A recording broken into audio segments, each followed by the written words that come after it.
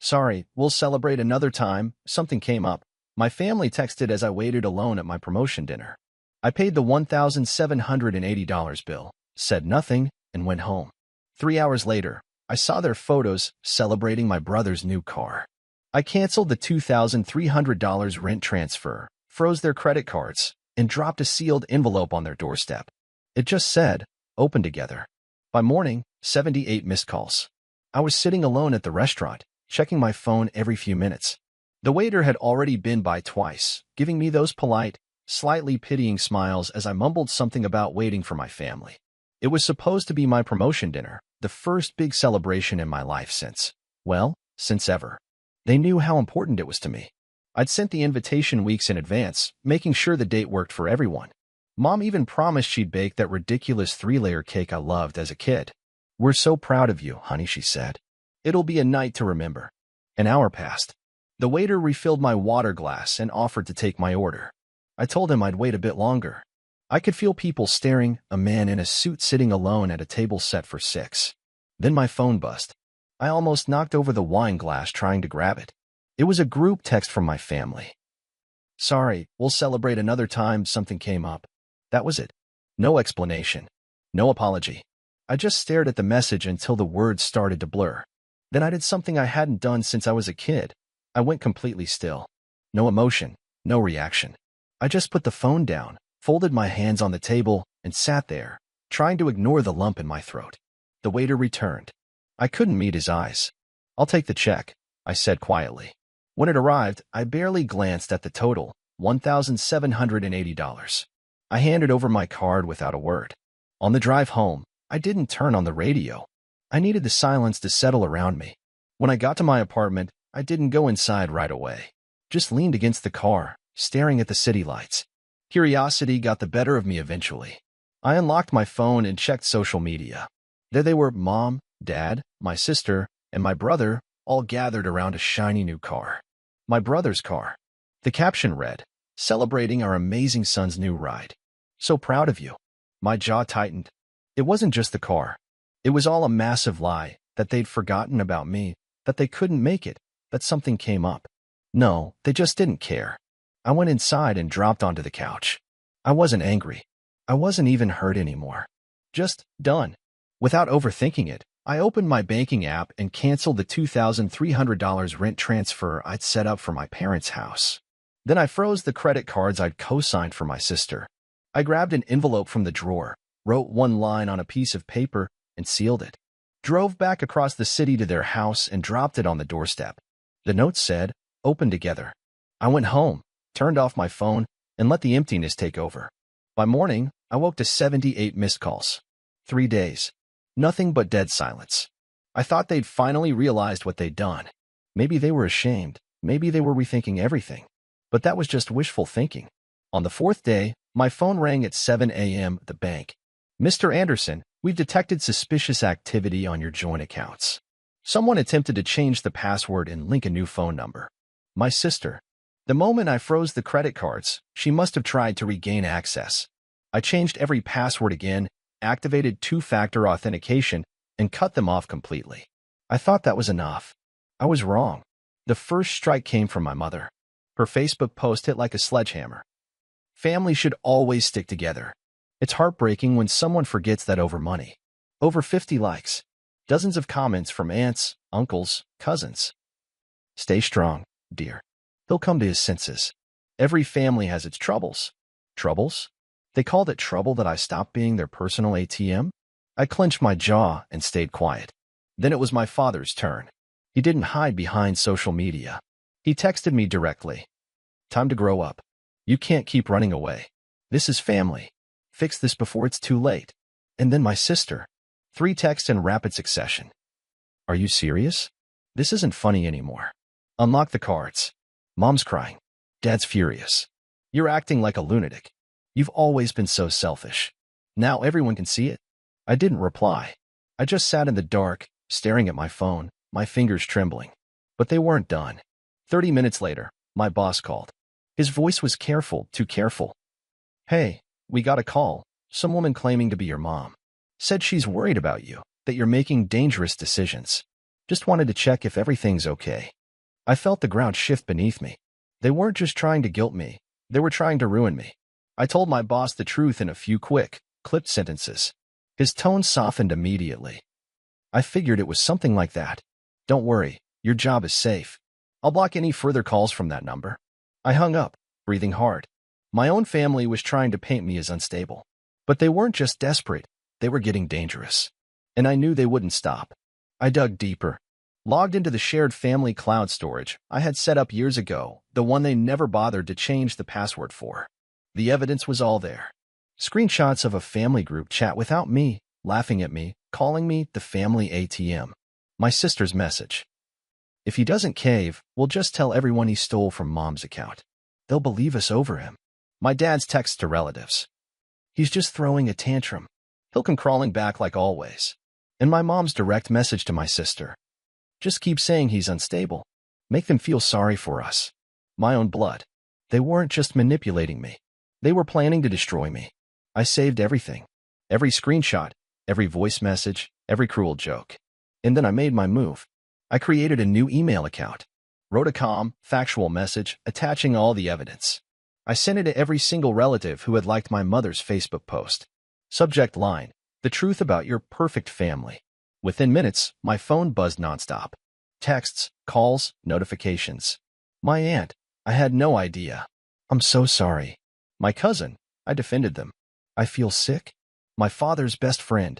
This is disgusting. They lied to all of us. I thought it was over. I thought they'd finally realize I wasn't their pawn anymore. But then my father left a voicemail. His voice was ice cold, his words slow, deliberate. You think you're hurting us? You have no idea what you've started. I've got friends too. And you won't see what's coming. I replayed the message, letting it sink in. They wanted war. Fine. I could give them war. I logged into my bank account, canceled every shared account, changed passwords, activated security alerts. I froze my credit, reported their cards as compromised, and removed my name from the lease of their house, the house I'd been paying for. But I didn't stop there. I wrote a short, calm post on social media. I have supported my family emotionally and financially for years.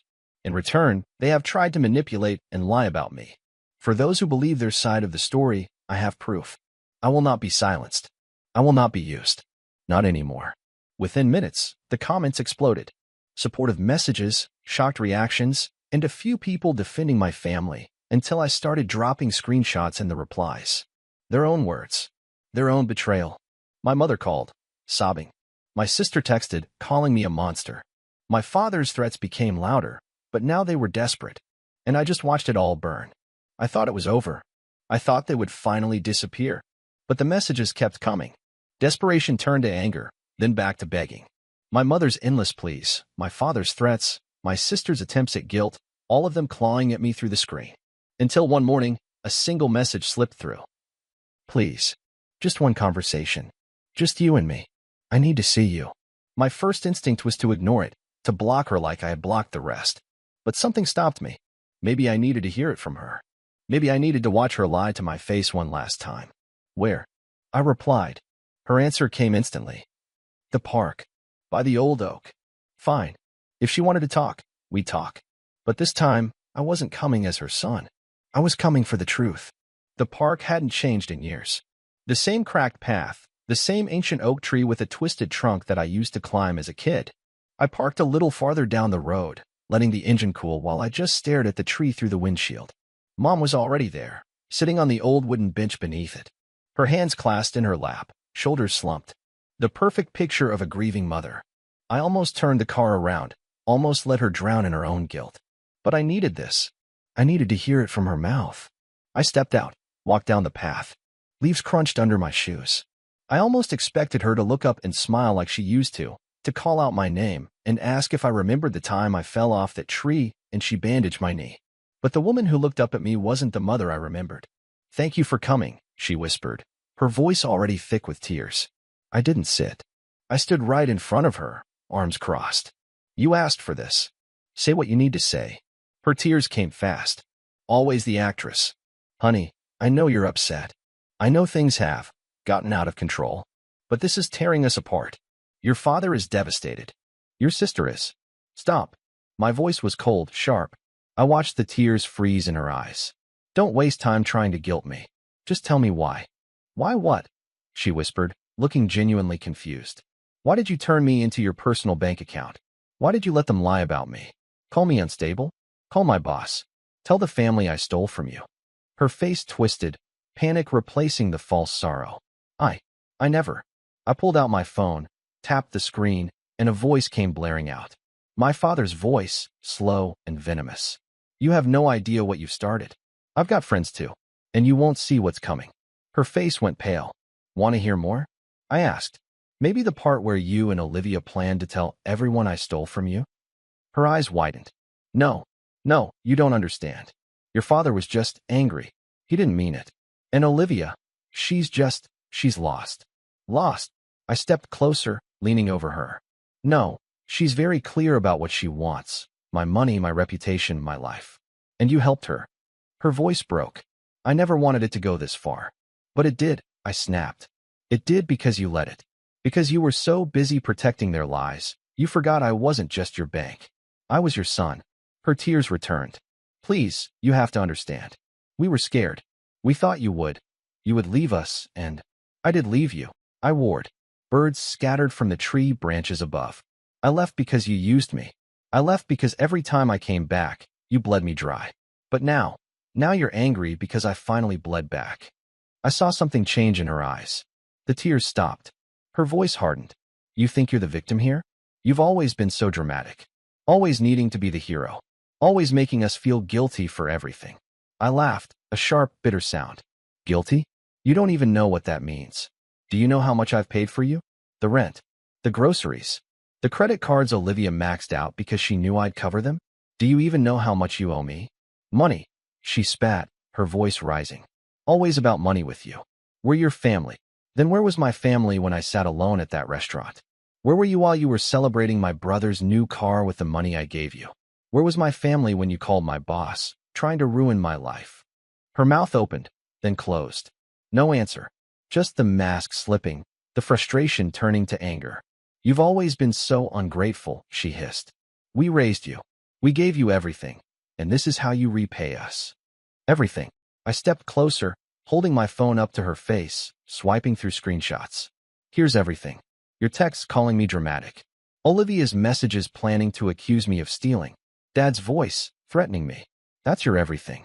Stop, she whispered, shaking her head. Please stop. No, not this time. I took a step back, staring at her, not as my mother, but as a stranger. I'm done. With you. With them. With pretending this is a family. Her face twisted in desperation. You can't do this. You can't just walk away. I already did. I turned, walking back down the path. Her voice followed me, shrill now, frantic. If you leave, don't come back. Do you hear me? Don't you dare come back. I didn't even look over my shoulder. I won't. My phone buzzed in my pocket as I reached the car. Messages flooding in from relatives, some shocked, some trying to mediate, some calling me cruel. But I didn't care. I got into the car, slammed the door, and sat there, staring at the park. Then the phone rang, an unknown number. I almost ignored it, but then something told me to answer. Hey, it's me. A voice whispered my brother. The golden child, the one they celebrated instead of me. I heard what happened. Can we talk? After I left my mother sobbing on that park bench, I knew one thing. My family would never change. They wouldn't understand. They wouldn't apologize. They would only find new ways to break me. But they underestimated one thing. I was done being broken. That night, I called Uncle Henry, the only family member I still trusted. He was my father's older brother, but my father never had any power over him. Henry was a well-known businessman, respected by some, feared by most. How long have you known they were using you? He asked after I told him everything, from the manipulation to the threats. Too late, I answered bitterly. I spent years thinking that if I was good enough, they would change. People don't change unless they have a reason, Henry said, his voice calm. Your mistake was giving them everything without making them fight for it. But that can be fixed. How much do they owe you?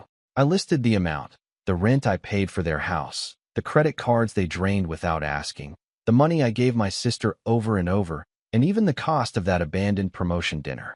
Understood, Henry said, direct as always. Leave it to me. 3 days. Exactly 3 days later, I received a text. The money will be returned. But your father won't forget this humiliation. I didn't ask how Henry made them pay. I didn't care. I just watched as the money trickled back into my account. Small amounts at first, then larger sums. I imagined my father seething as he was forced to pay me back, my mother crying and trying to justify everything, my sister blaming me for everything. But their emotions didn't matter anymore. For the first time in years, I thought only about myself. I made the next decision quickly. I was going to disappear from their lives. Disappear so completely that they would never find me. I found a new job in another city. A high-paying, promising position. A company that valued my skills without asking questions about my past. They saw me as a professional, not someone's pawn. I rented a spacious, modern apartment in the city center with floor-to-ceiling windows overlooking the skyline. I bought new furniture, threw away everything old. No family photos, no gifts, nothing that reminded me of them. This was my life, my rules. But even in my new place, I couldn't completely escape their shadows. First, it was calls from unknown numbers. I blocked them. Then letters arrived at my old address. My mother begging for forgiveness, my father spewing anger, my sister trying to justify herself. I didn't read them. One day, my phone rang. It was Uncle Henry. Your father tried to find you. He offered me money for your address. You didn't tell him, did you? I asked, though I already knew the answer. I told him to forget about you. But they won't stop. And they didn't. My father tried calling my new job, pretending to be a concerned relative. I had already warned HR, so they shut him down. My mother created a new social media account, trying to message me from there, blocked. My sister reached out through Henry, begging him to give me her number. He forwarded me her message. Tell him I've changed. Tell him I'm sorry. Please give him my number. I replied to Henry with one word, ignore. Henry understood. He always did. Weeks turned into months. I settled into my new life. I woke up without dread. I went to work, returned to my quiet, sunlit apartment, and explored the city on weekends. I made new friends who didn't know my family, who saw me for who I was. And for the first time, that was enough.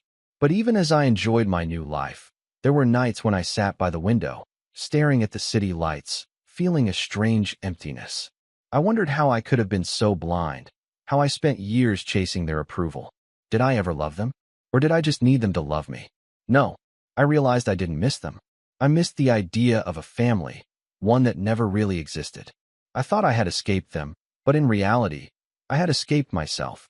The version of me who thought I had to earn love, who thought that if I gave enough, they would finally see me.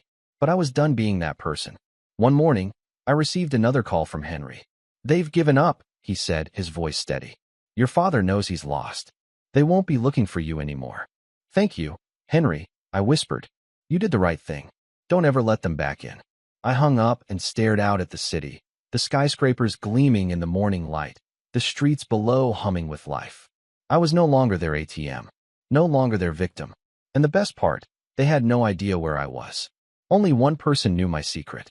Only one person had my trust. And he never betrayed it. From time to time, Henry sent me short updates. Your father wanted to say something. I didn't listen. Your sister tried to ask about you. I said I didn't know. And I always replied with the same two words. Thank you. I was free. And for the first time in years, it didn't feel like running away. It felt like a new beginning. My beginning.